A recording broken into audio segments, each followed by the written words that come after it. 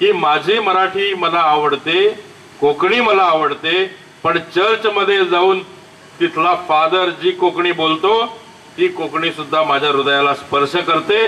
तिच्यामध्ये ही तीच ताकद आहे, कारण तिचीही उभारणी ही पूर्णपणे मराठीच्याच पायावर जाऊन राहिलेली आहे। नाहीतर तुम्ही चर्च मध्ये जाऊन प्रीस्टचं sermon ऐका। आम्ही गृहस्थी आमच्या या प्रपंचात लक्ष घालपाचे झाल्यावर ती भाषा कुठली? ही कुठली भाषा आहे? सर्वेश्वराच्या नावान आम्ही तुमका आशीर्वाद देता, ही कुठली भाषा आहे? मग ती भाषा का बिघडली, कोणी बिघडवली?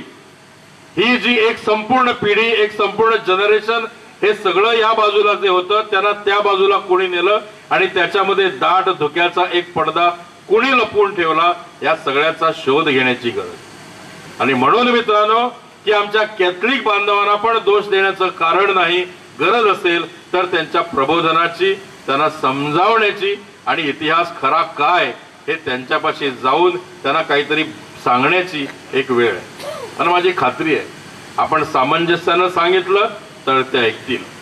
पण या गोव्याला आपल्याला जर घडवायचं असेल आणि गोव्याचं गोयकारपण आणि भारतीयत्व जपायचं असेल तर देशी भाषांची नाळ आपल्याला तोडून चालणार नाही, हे पुन्हा एकदा मला सांगावंसं वाटतं।